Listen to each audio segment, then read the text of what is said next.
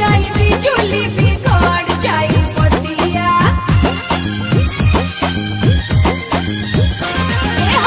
सोचा ये राजा जी सुहाग वाली रतिया कट जाई बिजुली बिगड़ जाई बतिया का करबो तू अनहरिया में राजा का करबो तू अनहरिया में ललटे जरा के धरब रानी तोहके पजरिया ललटे जरा के धरब रानी तोहके पजरिया में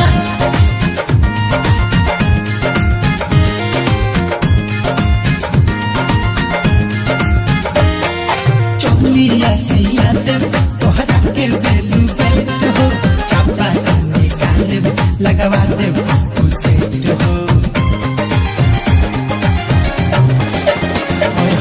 चुनिया सिया दे तोहरा के बेलू बेट हो चाचा निकाल लगवा दे उसे हो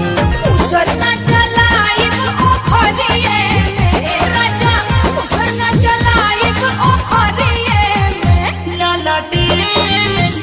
ललटे जरा के धरब रानी तोहके पजरिया ललटे जरा के धरब रानी तोहके पजरिया में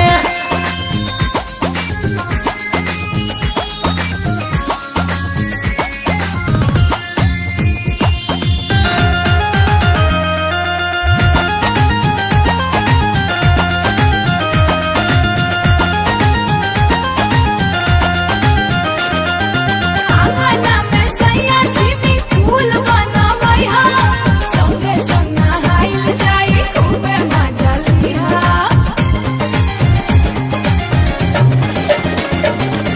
आंगना में सैया स्विमिंग पूल बनवई हा